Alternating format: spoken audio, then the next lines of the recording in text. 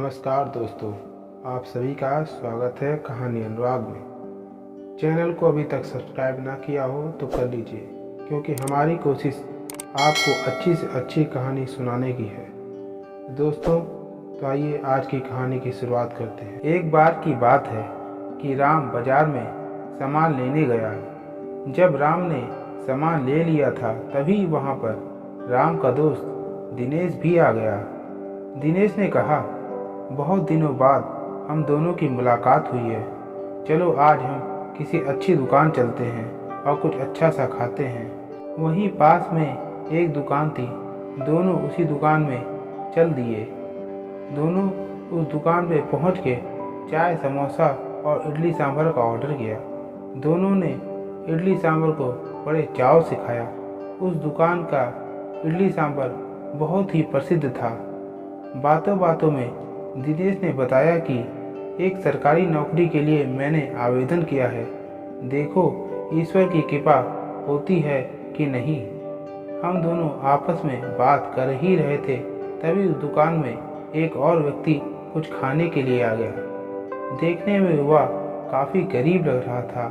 हम दोनों ने देखा कि वह आदमी अपने बगल में एक पोटली को दबा रखा था। वह खाना खाते समय भी उस व्यक्ति का पूरा ध्यान उस पोटली पर ही था। हम समझ गए कि उस पोटली में जरूर कोई कीमती चीज़ होगी। खैर, हमें क्या करना। हम दोनों उसी दुकान में कुछ देर और बात करते रहे। उसी बीच वह आदमी कब चला गया पता ही नहीं चला। राम और दिनेश का गांव एक ही था, इसलिए दोनों एक साथ ही गांव को वापस चल दिए। हम दोनों लोग मस्ती से गाना गाते हुए चले जा रहे थे। गांव का रास्ता बहुत ही ऊबड़ खाबड़ था। साइकिल चलाना बहुत ही मुश्किल हो रहा था।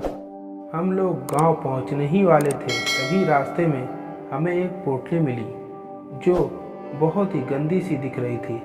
पहले तो हमने सोचा पता नहीं इसमें क्या होगा, पड़ा रहने दो। तभी दिनेश कहता है, देखने में क्या जाता है।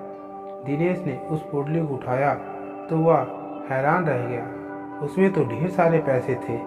दिनेश का ईमान तो एक बार तो डोल गया, लेकिन पिताजी की एक बात याद आ गई। पिताजी ने कहा था, बेटा, गलत तरीके से कमाए हुआ धन और रास्ते में मिला हुआ धन दोनों जीवन में परेशानी ही लाते हैं। दिनेश ने उन पैसों को लौटाने की सोचने लगा, लेकिन दिक्कत ये थी कि वह किसका है। तभी दोनों को याद आता है कि कहीं उस आदमी का तो नहीं जो व्यक्ति दुकान में खाना खाने आया था।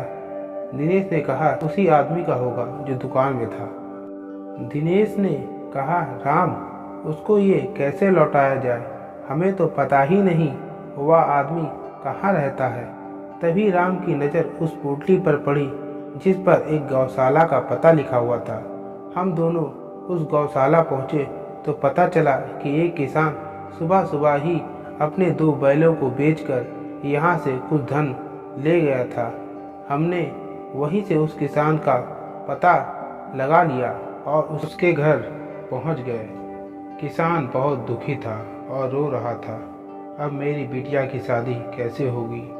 मेरा पैसा भी गया और दोनों बैल भी चले गए। दिनेश किसान के पास गया और उसको चुप कराकर वो सारा पैसा वापस कर दिया।